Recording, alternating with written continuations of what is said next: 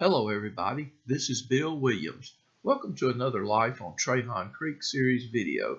In today's video, I invite you to join me as we do our spring gardening project to prepare and plant a raised bed. Coming up next.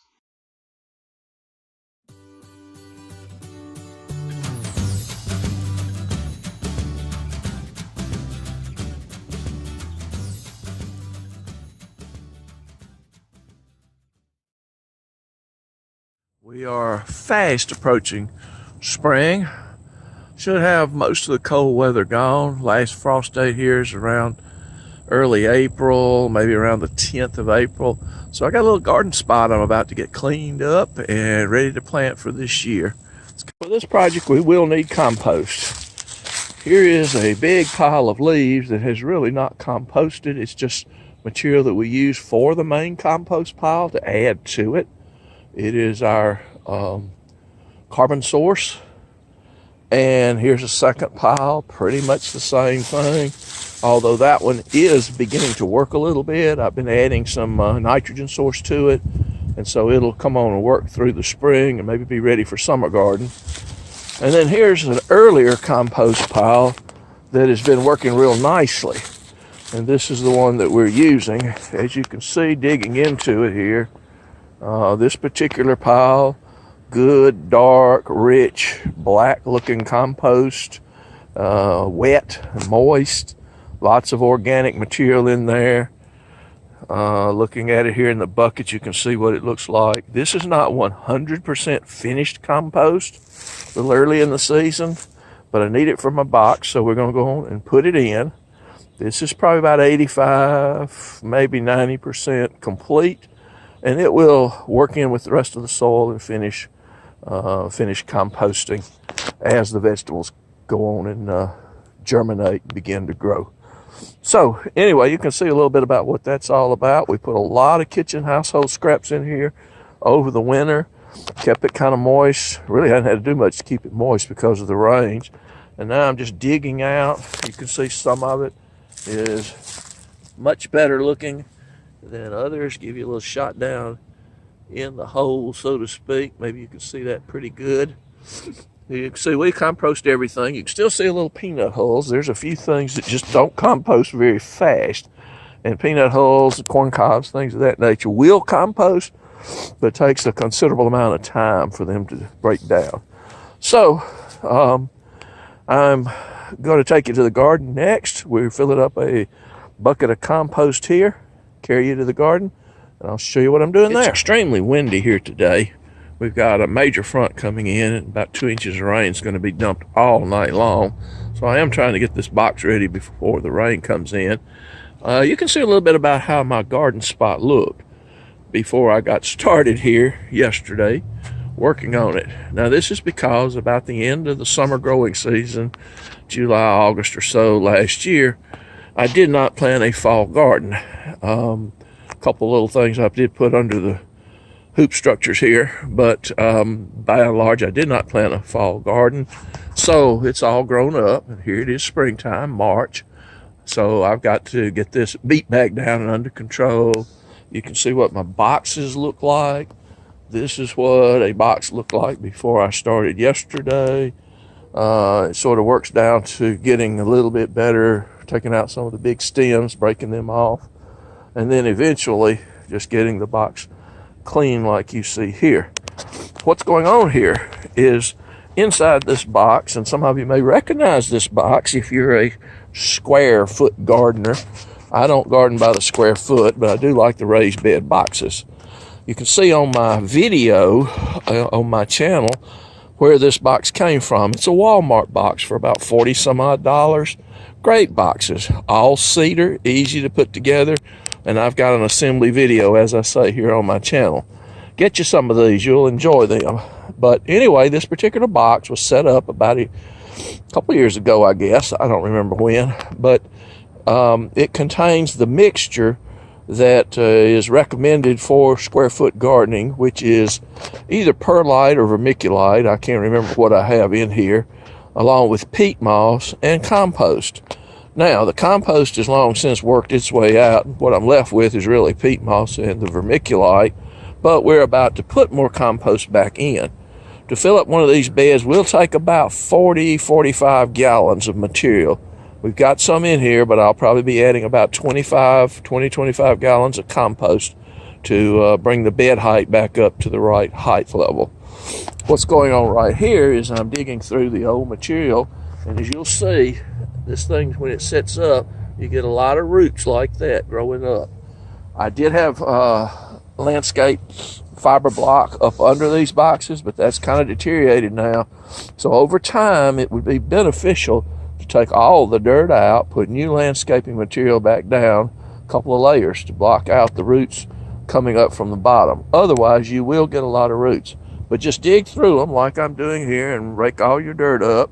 Just keep pulling and raking and working with your hands and get 95% of the roots out. You'll probably never get 100% before you put your compost in.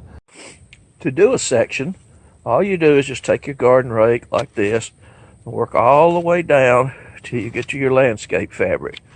And as you see, it will expose roots like that.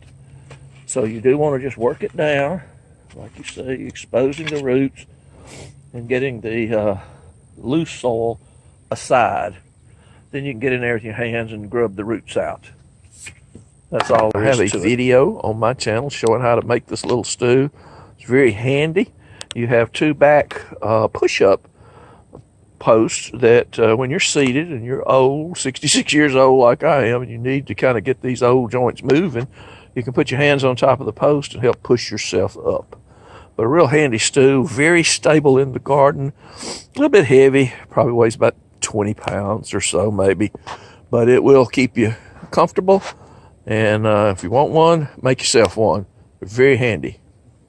Some of these roots get pretty long, as you can see right here. That really was all one root. I broke it in two, but the root went all the way across the box, just like that. So you don't want this stuff in your box. You just got to work it out. Okay, we've reached another stage here in the production process to get this bed ready. If you'll look over there, you'll see all the toss-aside root structures and so forth thrown out. And it looks like a whole lot of the material went with it. Well, that is true. Some did go, but here's how the bed looks now. I have taken the back of my hand and worked all the way across from one side to the other to get half of the bed clean all the way down to the old landscape fabric. I'm going to put out new fabric, and I'll just do that by cutting it to size, laying it in place, putting a little dirt or something, brick or something, to hold it down until I can get it rolled out enough, and then backfill all that dirt over on this side and roll it on out, and then spread the dirt back evenly. But if you'll notice, we still have a pretty good bit of material in here. Even after a few seasons of using it, weeding through it, pulling vegetables, pulling weeds, throwing and tossing, stuff lasts a lot longer than you think. It is a little expensive to buy, but the peat moss is an excellent growing medium, and the vermiculite gives it some texture and looseness to the material, helps water flow through it, things of this nature. And then the compost is what we're going to add, and that's going to give us nutrients that the plants need. So let me get the landscape fabric down, and I'll be back with you. Okay, folks, I know the wind's getting really noisy here, and I'm going to do the best I can to try to finish this up. We have our storm front moving on in. Didn't expect it to get here quite so soon, but it is. All right, another problem.